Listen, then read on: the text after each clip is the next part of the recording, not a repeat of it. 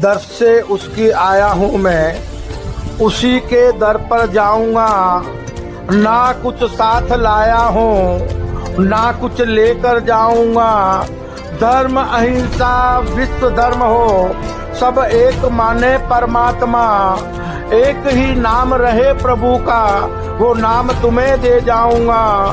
सच बंधुओं, मैं खाली हाथ आया हूँ, खाली हाथ चला जाऊंगा, खाली हाथ चला जाऊंगा, खाली हाथ चला जाऊंगा। जय अहिंसा, ओम विश्व शांति। सत्यमेव जयते, सत्यमेव जयते, सत्यमेव जयते।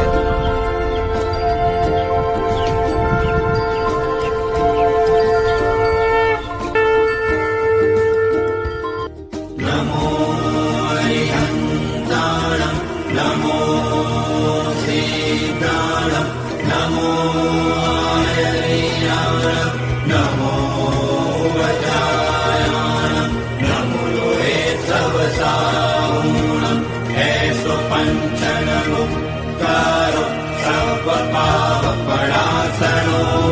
मंगलानं च समुवेसिं परमं भवै मंगलम्, परमं भवै मंगलम्, परमं भवै मंगलम्।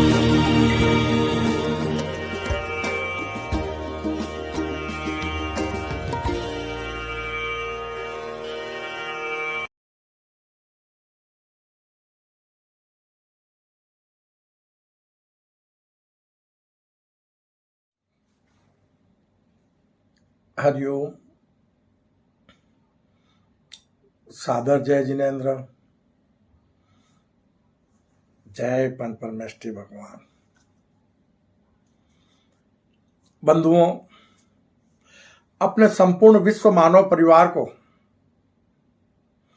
कल्कि ज्ञान सागर के अनुसार निष्कलंक ब्रह्म, आध्यात्म, मानव धर्म और मानव कर्म रूपी आध्यात्मिक ज्ञान की बातें बताने से पहले मैं कल्कि साधक कैलाश मोहन, हमारी सुंदर सृष्टि के रचयिता, सृष्टि के सभी जीव जीवात्माओं के जन्मदाता, पालनहार, हमारी सृष्टि के सभी देवी देवताओं के, हमारे विश्व मानव परिवार के परम माता पिता परमात्मा, देवलोक में विराजमान देविक महाशक्ति सगुण पर ब्रह्म को मैं सत सत नमन करता हूं, जिन्हें आध्यात्मिक ज्ञानानुसार हमारे विश्व मानव परिवार के लोग शिव शक्ति, आदम हवा और एडम ईव के नाम से जानते मानते हैं। बंधुओं, देविक महाशक्ति को नमन करते हुए मैं विशाल ब्रह्मांड के रचयिता, संपूर्ण ब्रह्मांड के स्वामी, सृष्टि के सभी देवी देवताओं के, हमारे विश्व मानव परिवार के परम गुरुवर, ज्ञान विज्ञान और आत्मशक्ति के दाता, जिस दिव्य महाशक्ति को किसी ने बनाया नहीं और जिस दिव्य महाशक्ति को कोई मिटा नहीं सकता, जो दिव्य महाशक्ति किसी की संतान नहीं है और जिस दिव्य महाशक्ति की कोई संतान नहीं है, जो दिव्य महाशक्ति अनादि, अजन्मा, निष्कलंक, निराकार, अजर, अमर, अविनाशी है, उस दिव्य महाशक्ति जैसा न कोई था, न कोई है और ना ही कभी कोई होगा। उस गुरुओं के भी गुरु, परम गुरुवर, निर्गुण परम ब्रह्म को भी मैं सत सत नमन करता हूं, जिन्हें आध्यात्मिक ज्ञानानुसार हमारे विश्व मानव परिवार के लोग अल्लाह, ईश्वर, प्रभु, परमेश्वर, खुदा, गॉड जैसे अनेक नामों से जानते मानते पुकारते हैं। बंधुओं, दिव्य महाशक्ति को नमन करते हुए, दैविक महाशक्ति को नमन करते हुए मैं अपने प्रभु से करबद्ध प्रार्थना करता हूं कि हे प्रभु, हमारे संपूर्ण विश्व मानव परिवार को इस युग परिवर्तन की संधि वेला संगम युग में वो सद्बुद्धि प्रदान करो, वो अद्भुत रहस्यमय सृष्टि सृजन का रहस्यमय ज्ञान प्रदान करो, जिससे हमारी कर्म भूमि पर मानव मात्र सत्कर्मी निष्काम कर्म योगी बन जाए। हमारी कर्म भूमि अविनाशी स्वर्ग और सतलोक बन जाए। कर्म भूमि पर किसी भी कर्म योगी को मरकर स्वर्ग और मोक्ष ना जाना पड़े। इसी भावना के साथ बंधुओं, कल की ज्ञान सागर का आज का विषय है, जो हमने अभी हाल ही में आपको बताया ना, कि हमारी कर्म भूमि अविनाशी स्वर्ग और सतलोक बन जाए और कर्म भूमि पर किसी भी कर्म योगी को मरकर स्वर्ग और मोक्ष ना जाना पड़े। यह कार्य ईश्वर नहीं, हमारा अल्लाह ईश्वर नहीं, हमारे परम माता पिता परमात्मा देविक महाशक्ति नहीं, यह कार्य मानव जगत के लोग, हमारे विश्व मानव परिवार के लोग, हमारे संपूर्ण विश्व मानव परिवार के लोग मिलकर कर सकते हैं। और वही विषय आज का है कि कर्म भूमि पर सभी कर्म योगी सत्कर्मी निष्काम कर्म योगी बनकर अपनी कर्म भूमि को अविनाशी स्वर्ग व सतलोक बना सकते हैं। सिर्फ हमें दो काम करना है। तो संपूर्ण मानव जगत के लोगों के लिए, हमारे विश्व मानव परिवार के लोगों के लिए यह हमारी कर्म भूमि, यह हमारी धरती माता अविनाशी स्वर्ग व सतलोक बन जाएगी। और वो कार्य है कि मानव मात्र सत्कर्मी निष्काम कर्म योगी बन जाए। हम सत्कर्म करें, पाप कर्मों से हम दूरी बना लें, तामसिक कर्मों से हम दूरी बना लें और सत्कर्मी बन जाएं। और उसके बाद सत्कर्मी बनने से हमें स्वर्ग सुख का आनंद मिलता है। इसी कर्म भूमि पर उस स्वर्ग सुख का आनंद लेते हुए हम निष्काम कर्म योगी बन जाएं। तो जब हम निष्काम कर्म योगी बन जाएंगे तो इसी कर्म भूमि पर, इसी सृष्टि में रहते हुए हमें मोक्ष रूपी शाश्वत सुख की प्राप्ति हो जाएगी। यह कहता है कल की ज्ञान सागर। किससे? निष्काम कर्म योगी बन जाने से। तो हमें सत्कर्म तो पता है कि हम ऐसे कर्म करें, मानव के सत्कर्म ही ईश्वर की सच्ची पूजा है। आपको अनेक प्रकार के धार्मिक स्थलों में और सब जगह जाने की जरूरत नहीं है। आज हमने कर्म भूमि पर धर्म और ईश्वर के नाम पर अनेक प्रकार के जाति संप्रदाय धार्मिक स्थल धर्म ग्रंथ बना दिए हैं, जिनके कारण हमारी कर्म भूमि पर वर्तमान समय में धर्म के प्रति अत्यधिक ग्लानि बढ़ रही है। और इसी के साथ हमारी कर्म भूमि पर, हमारी धरती माता पर पाप का बोझ भी निरंतर बढ़ता जा रहा है। और जब हमारी धरती पर पाप का बोझ अत्यधिक बढ़ जाता है तो कर्म भूमि पर महाविनाश होकर मानव जाति का नामो निशान मिट जाता है। और उसके बाद हमारे परम माता पिता परमात्मा जो देवलोक में विराजमान है, सगुण पर ब्रह्म द्वारा पुनः सृष्टि का नवीन सृजन किया जाता है। और आज तक हम यही कार्य करते आए हैं। संपूर्ण मानव जगत के लोगों को इस बात पर चिंतन करने की जरूरत है कि हमारी कर्म भूमि को बनकर अरबों वर्ष हो गए, आज तक हमारी कर्म भूमि अविनाशी स्वर्ग व सतलोक नहीं बन पाई।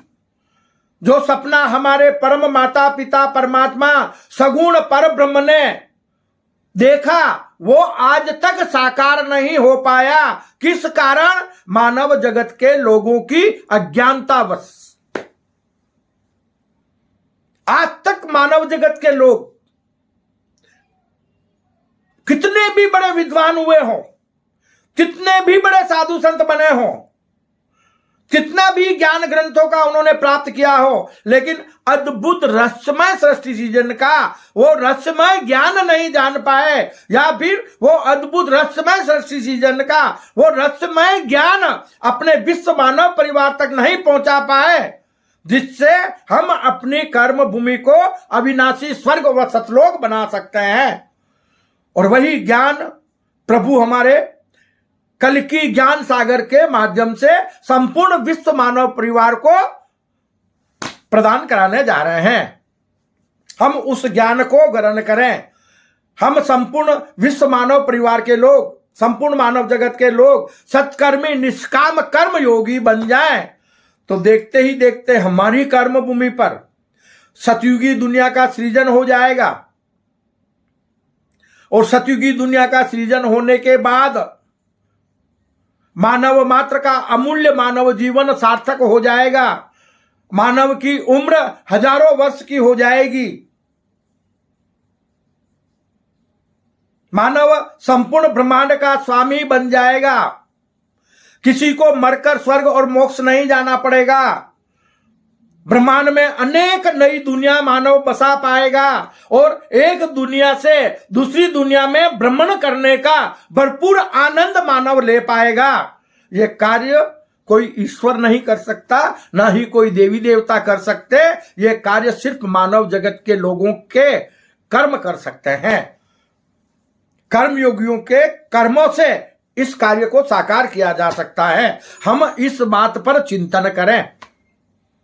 हमें कर्म करने के ज्ञान की जरूरत है, जिस पर हमारे कर्म योगी श्री कृष्ण ने विशेष करके हमें अवगत कराया है।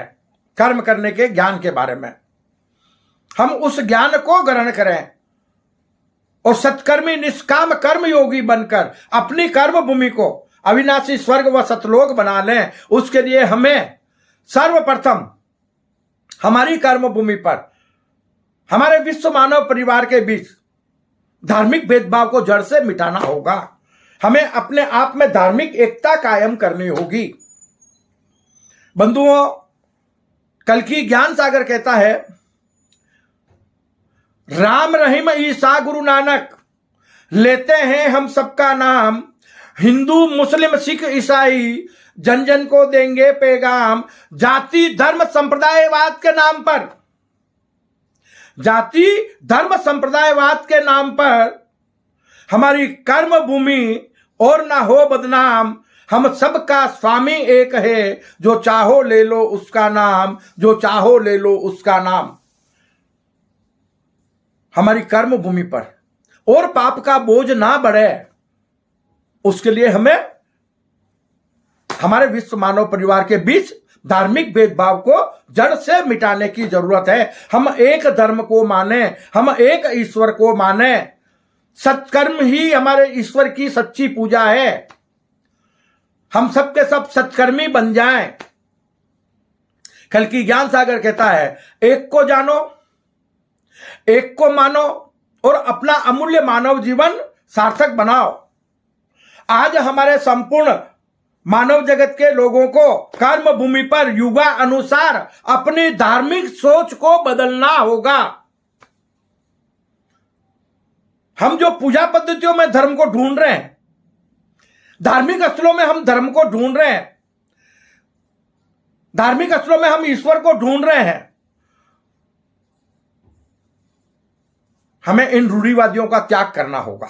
यह कल्कि ज्ञान सागर कहता है कि अगर मानव से महामानव बनना चाहते हो, अगर साक्षात परमात्मा का स्वरूप बनना चाहते हो, निर्गुण परम ब्रह्म स्वरूप बनना चाहते हो, कर्म भूमि पर मोक्ष रूपी शाश्वत सुख को प्राप्त करना चाहते हो, तो आपको अपनी भूल को सुधारना होगा। किसी भी धार्मिक स्थल में आपको प्रभु की प्राप्ति नहीं हो सकती। किसी भी धार्मिक स्थल में आपके मन को शांति नहीं मिल सकती। क्यों? कि आप धार्मिक स्थलों में जाते जरूर है, आपने धार्मिक स्थल बनाए जरूर है, लेकिन जैसे आप कदम धार्मिक स्थलों में रखते हैं तो आप में पंथवाद की बात है, जाति संप्रदायवाद की बातें प्रवेश कर जाती है। एक कहेगा मैं हिंदू हूं, एक कहेगा इस्लाम जिंदाबाद, कोई ईसाई धर्म के गुणगान करेगा, कोई अपने अपने जाति संप्रदायवाद का लेके गुणगान करेगा। तो ये सब चीजें क्या हो रही है? क्यों विश्व मानव परिवार हमारा आपस में धर्म और ईश्वर के नाम पर क्यों लड़ रहा है? यह कल्कि ज्ञान सागर कहता है कि इस बात पर संपूर्ण मानव जगत के लोगों को, हमारे विश्व मानव परिवार के लोगों को चिंतन करने की जरूरत है कि हम सत्कर्मी बने। सेवा परमो धर्म, समझना बात को। जब तक आपने अपने कर कमलों से, मैं नहीं कहता आपको, कल्कि ज्ञान सागर नहीं कहता कि आप बहुत सारा दान पुण्य करो, कोई दान पुण्य करने की जरूरत नहीं है। अपने कर कमलों से आप पुण्य के कार्य करो, यह कल्कि ज्ञान सागर कहता है। धर्म आपको भी करना आता है, और जो दान पुण्य लेने आते हैं ना, उनको बोलो भाई आप अपने पैसों से धार्मिक काम करो। अगर आपके पास पैसा नहीं है तो दूसरों का पैसा लेके आप कोई धार्मिक काम करने की जरूरत नहीं है। हमें परिवर्तन लाना होगा, हमारी धार्मिक सोच को बदलना होगा। आज कई लोग ऐसे बड़े बड़े साधु संत समाज के लोग बैठे हुए हैं जो भोले भाले लोगों की जेबें खाली करके अपनी वाहवाही कराते हैं, और एक के बाद एक सारा पैसा पत्थरों में लगा देते हैं, धार्मिक स्थल बनाने में लगा देते हैं। कहीं धर्म का काम नहीं होता है।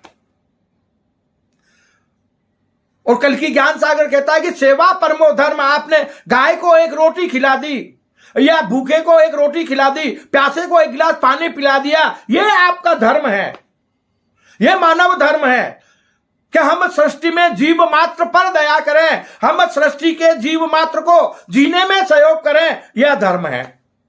सेवा परमो धर्म। हम सेवा तो करते नहीं है, दान पुण्य में लग गए हम लोग। किसने बोला आपको दान पुण्य करना है? दान पुण्य करो अपने कर कमलों से, अपने हाथों से शुभ कार्य करो, तो आपका अमूल्य मानव जीवन सार्थक हो जाएगा। आपके पैसों का दुरुपयोग नहीं होगा। आप भूखों को खाना खिलाओ, आप जरूरतमंदों को वस्त्र दान करो। दान का मतलब यह नहीं कि हम अपना अमूल्य पैसा और लोगों के हाथों में सौंप दें। कल्कि ज्ञान सागर इस बात का समर्थन नहीं करता है। जिसको धर्म करना है वो चंदा इकट्ठा ना करे, वो अपने पैसों से धर्म करे, स्वयं उसे धर्म कहते हैं। खुद तो जेब का 1 रुपया रखेगा नहीं और लोगों की जेबें खाली कराएगा और अपने नाम की वाहवाही करेगा। आजकल ये चलन ज्यादा चल रहा है सब जगह, जहां भी धार्मिक अनुष्ठान है, हाय पैसा हाय पैसा हाय पैसा। भगवान को ना तो पैसों की जरूरत है, ना धार्मिक स्थलों को पैसों की जरूरत है। और जो मानव से या समाज के लोगों से पैसा इकट्ठा किया जाता है, उसका कितना दुरुपयोग होता है यह भगवान ही जानता है। इसलिए भगवान हमें कहता है कि आप खुद ही सत्कर्मी सेवाभावी बनो। आप ही खुद स्वयं सृष्टि के सभी जीवों को प्यार करो, सृष्टि के सभी जीवों की सेवा करो। ये हैं आपके सत्कर्म। और जब आप निष्काम कर्म योगी बन जाओगे तो यही कर्म भूमि आपके लिए मोक्ष बन जाएगी। आपको यही कर्म भूमि शाश्वत सुख प्रदान करेगी। सतयुगी दुनिया में जब सतयुगी दुनिया का सृजन हो जाता है तो मानव की उम्र हजारों वर्ष की हो जाती है, जिसे कहते हैं हम सतयुग। कर्म भूमि पर 4 युग आते हैं हमारे, सतयुग, त्रेता, द्वापर और कलयुग। वर्तमान समय में हम कलयुग में विचरण कर रहे हैं और यह कलयुग की भी संधि वेला का समय है। कलयुग को सतयुग में परिणित करने का समय है और इसी समय में प्रभु कल्कि ज्ञान सागर के माध्यम से पूरी कर्म भूमि पर धर्म की प्रभावना कर रहे हैं। जो अभाग्यशाली होंगे, पुण्यशाली जीव होंगे, वो इस धर्म के मार्ग पर चलकर अपना अमूल्य मानव जीवन सार्थक बना लेंगे और वो सतयुग में प्रवेश करेंगे। लेकिन सतयुग में प्रवेश बहुत ही कम लोग कर पाएंगे, यह कहता है कल्कि ज्ञान सागर। क्यों? कि जो सोए हुए हैं वो जागेंगे नहीं। भले प्रभु हमारे ज्ञान की बरसात कर रहे हैं, लेकिन आज भी लोग सोए हुए हैं। कहते हैं ना कि सत्य को आगे बढ़ने में बड़ी परेशानियां आती है और ज्ञान कहता है कि सत्य पर धूल जम सकती है। सत्य को आगे बढ़ने में परेशानियां आ सकती है, लेकिन सत्य कभी पराजित नहीं होता। एक न एक दिन सत्यमेव जयते का डंका बजता ही है। मिटना पाप और पापियों को पड़ता है। अकाल मौत पापियों को मिलती है जब फैसले की घड़ी आती है। कुरान में हमारे बताया गया, इस्लाम धर्म में बताया है कि हजारों साल में एक बार फैसले की घड़ी आती है। तो यही फैसले की घड़ी है, वो संगम युग कहते हैं उसको। हमारे हिंदू शास्त्रों में या धर्म में हम लोग उसको संधि वेला का समय कहते हैं, युग परिवर्तन का समय कहते हैं। और इस्लाम में इसी को क्या कहा है? फैसले की घड़ी। तो मानव का रेगुलर निरंतर जन्म मरण होता रहता है, उसके कर्मों का हिसाब सब होता है। तो वो हिसाब करने का यह समय है। तो संगम युग में आप देख रहे हैं, एक बहुत बड़ी बात है आपको बता रहा हूं मैं, इसी बात पर भी आप चिंतन करना कि कुछ समय आप पीछे जाओगे ना, तो हमारी पूरी कर्म भूमि पर इतने ही लोग थे जितने आज भारत की जनसंख्या है। जितनी भारत की जनसंख्या है ना, इतनी सारी दुनिया की जनसंख्या थी। तो आज यानी पूरे वर्ल्ड की जनसंख्या कितनी? तकरीबन 1 से 1.5 अरब, 150 करोड़ लगभग। और आज हमारी कर्म भूमि पर लगभग 8 से 9 अरब की जनसंख्या पूर्ण होने जा रही है। क्यों? क्योंकि यह युग परिवर्तन की संधि वेला है, यह फैसले की घड़ी है। उन सभी जीवात्माओं का अवतरण इस कर्म भूमि पर होता है जिन्होंने जैसे जैसे पाप कर्म किए हैं, उनके कर्मों के अनुसार उनके कर्मों का हिसाब किताब इस युग परिवर्तन की संधि वेला में होता है। इसलिए कल्कि ज्ञान सागर कहता है कि हो सकता है आने वाले समय में इस युग परिवर्तन की संधि वेला में आधे से ज्यादा दुनिया समाप्त हो जाएगी। आधी जनसंख्या, आधे से भी कम जनसंख्या रह जाएगी। तब जाके युग परिवर्तन होगा और सतयुगी दुनिया का सृजन होगा। ऐसी इस कल की साधक को अंतः प्रेरणा मिली है। तो क्यों ना हम प्रभु से मिल रहे ज्ञान को ग्रहण करके और अपने अमूल्य मानव जीवन को सार्थक बना ले। इसी कर्म भूमि पर रहते हुए हमें स्वर्ग सुख मिल जाए, इसी कर्म भूमि पर जीते जी हमें मोक्ष रूपी शाश्वत सुख की प्राप्ति हो जाए। यह मार्ग हमें कल की ज्ञान सागर बता रहा है कि इस अद्भुत रहस्यमय मायावी संसार में कब तक अपने आप को त्रासदियां देते रहोगे। यह कहता है कल की ज्ञान सागर आपसे पूछ रहा है कि अद्भुत रहस्यमय इस सृष्टि रूपी संसार में कब तक आप अपने आप को अज्ञानतावश त्रासदियां देते रहोगे। मानव चाहे तो संपूर्ण ब्रह्मांड का स्वामी बन सकता है। कब? सत्कर्मी निष्काम कर्म योगी बनकर। आत्मस्वरूपता में मैं सबका हूं और सब मेरे हैं, और मुझे जो कुछ भी दिखाई दे रहा है वो सब मुझ में अंदर विद्यमान है प्रभु के रूप में। कौन? एको ब्रह्म द्वितीयो नास्ति। सारी लीला, अद्भुत रहस्यमय लीला एक ही परम ब्रह्म से प्रकट हुई है और वो एक ही परम ब्रह्म में लीन हो सकती है। और वो परम ब्रह्म आत्मस्वरूपता में मानव मात्र में विद्यमान है। हम उस परम ब्रह्म को जाने जो जीवात्मा स्वरूप में हमारे भीतर दैविक महाशक्ति विराजमान है। वो हमारे परम माता पिता परमात्मा है, शिव शक्ति, आदम हवा, एडम ईव हम जिन्हें कहते हैं, जिनसे सृष्टि का सृजन हुआ है, जिनसे हम मनुष्य की उत्पत्ति हुई है। सृष्टि में अनेक प्रकार के जीव जीवात्माओं की उत्पत्ति हुई है। वो है दैविक महाशक्ति, वो है सगुण पर ब्रह्म। आप निर्गुण व सगुण के भेद को जानो। जो निर्गुण परम ब्रह्म है वो परम सत्य है, और सगुण पर ब्रह्म जो दैविक महाशक्ति है वो सत असत है, वो परिवर्तनशील है। तो जब हम इस ज्ञान को ग्रहण कर लेंगे तो हम अपने जीवात्मा स्वरूप को त्याग कर विराट आत्म स्वरूप बन जाएंगे। इस देह भाव को त्याग कर विदेही भाव में विराट आत्म स्वरूप निष्काम कर्म योगी बन जाएंगे। तब हमारा इस कर्म भूमि पर अमूल्य मानव जीवन सार्थक हो जाएगा। आज हमारे संपूर्ण मानव जगत के लोगों को धर्म और ईश्वर की सत्य परिभाषा समझने की जरूरत है। हम जिसे ईश्वर कहते हैं वो निरंजन निराकार है, वो ज्ञान विज्ञान और आत्मशक्ति स्वरूप है। इस बात को नोट कर लो। वो संपूर्ण मानव जगत के लोगों का, वो सभी देवी देवताओं का परम गुरुवर है। क्यों? कि वो ज्ञान के दातार है। सिर्फ हमें कर्म करने का ज्ञान दे सकते हैं, किसी भी कर्म योगी से निर्धारित कर्म नहीं करवा सकते। अद्भुत रहस्यमय सृष्टि सृजन के रहस्यमय ज्ञानानुसार जो अद्भुत रहस्यमय सृष्टि का खेल चल रहा है, उसमें प्रभु हमें ज्ञान तो प्रदान कर सकते हैं, लेकिन किसी भी मनुष्य से निर्धारित कर्म नहीं करवा सकते। कर्म मनुष्य को अपनी बुद्धि और मन से करने होते हैं। यह है अद्भुत रहस्यमय सृष्टि सीजन का रहस्यमय खेल। मानव चाहे तो शैतान बन जाए इस कर्म भूमि पर, और मानव चाहे तो भगवान बन जाए, बस इसके अलावा दूसरा कुछ भी नहीं है।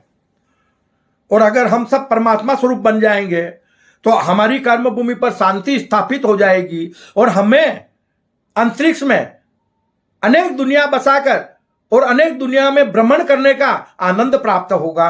यह किसके हाथ में है?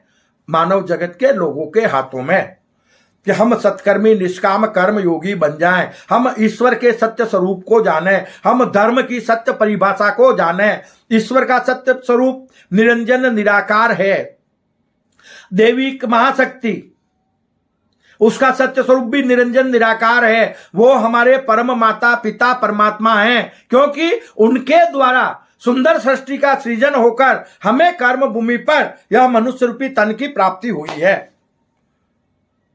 और इस तन के भीतर निर्गुण परम ब्रह्म जो निरंजन निराकार ज्ञान विज्ञान और आत्मशक्ति स्वरूप है, वो आत्म स्वरूपता में हमारे भीतर विद्यमान है। और देविक महाशक्ति जिन्होंने यह तन को धारण किया है, जिन्होंने हमें यह तन प्रदान किया है, वो देविक महाशक्ति जीवात्मा के रूप में विद्यमान है। यानी जीवात्मा आत्म कल्याण करने के लिए, अपने आत्म कल्याण करने के लिए जीव ने इस तन को धारण किया है, इसलिए उसे जीवात्मा बोला गया है। कि यानी वो जीव जो कर्म भूमि पर प्रकट होकर अपना आत्म कल्याण कर ले, और वो छिप होता है मनुष्य योनि में। अदरवाइज दूसरी योनियों में आत्म कल्याण संभव नहीं है। क्यों? कि दूसरी योनियों में हम जो मनुष्य योनि में ज्ञान प्राप्त कर सकते हैं, वो ज्ञान दूसरी योनियों में प्राप्त कर पाना संभव नहीं है। और हमें यह अमूल्य निधि प्रभु से अगर प्राप्त हुई है, यह अमूल्य मानव तन हमें अगर प्रभु से प्राप्त हुआ है, तो क्यों ना हम इसका सदुपयोग करके और अपने अमूल्य मानव जीवन को हम सार्थक बना लें। हमें इस बात पर चिंतन करने की जरूरत है। हम जिसे ईश्वर कहते हैं, ईश्वर निष्कलंक निराकार निरंजन निराकार है, वो ज्ञान विज्ञान और आत्मशक्ति स्वरूप है, हम सभी का परम गुरुवर है। देविक महाशक्ति जिन्होंने हमें इस कर्म भूमि पर प्रकट किया, हमें यह तन प्रदान किया है, वो हमारे परम माता पिता परमात्मा है। और एक ही सगुण पर ब्रह्म ने इस सुंदर सृष्टि के सृजन और विस्तार के लिए अनेक प्रकार के जीव जीवात्माओं का रूप धारण किया हुआ है। इसलिए धर्म कहता है कि सबकी सेवा सबसे प्यार। भगवान महावीर ने भी यही बात बोली है कि हम सब एक हैं, सबका स्वामी एक, सबकी सेवा सबसे प्यार, जियो और जीने दो। ये हमारे हृदय के भाव होने चाहिए, और इसी भावना से हमारा इस कर्म भूमि पर अमूल्य मानव जीवन सार्थक हो सकता है। और वर्तमान समय में हमारी कर्म भूमि पर जो भी लोग विचरण कर रहे हैं, वो बड़े अहोभाग्यशाली है कि उनका जन्म युग परिवर्तन की संधि वेला संगम युग में हुआ है, कलयुग को सतयुग में परिणित करने के लिए हुआ है। और वर्तमान में जो लोग कर्म भूमि पर भ्रमण कर रहे हैं, उनके सत्कर्मों से ही सतयुगी दुनिया का सृजन हो सकता है, वरना धरती पर पाप का बोझ तो बढ़ ही रहा है, और ज्यादा बड़ा तो संपूर्ण मानव जाति का नामो निशान भी मिट सकता है। अब इस युग परिवर्तन की संधि वेला संगम युग में हम क्या प्राप्त करें, यह हमारे विश्व मानव परिवार के लोगों के हाथों में है, यह हमारे मनुष्यों के हाथों में है। तो बंधुओं, हम छोटे छोटे वीडियो के माध्यम से आपको ईश्वरीय संदेश से अवगत कराते रहते हैं। आपसे हमारा करबद्ध निवेदन है कि आप हमारे इस धार्मिक चैनल कल्कि ज्ञान सागर को ज्यादा से ज्यादा सब्सक्राइब करें और करावें, इसे ज्यादा शेयर करें, ताकि हमारे विश्व मानव परिवार के लोगों के बीच आध्यात्मिक ज्ञान की प्रभावना यथाशीघ्र हो सके और कर्म भूमि पर मानव मात्र का अमूल्य मानव जीवन सार्थक बन जाए। इसी भावना के साथ बंधुओं, मैं अपने वाणी को विश्राम देता हूं। जय अहिंसा, ओम विश्व शांति। सत्यमेव जयते, सत्यमेव जयते, सत्यमेव जयते।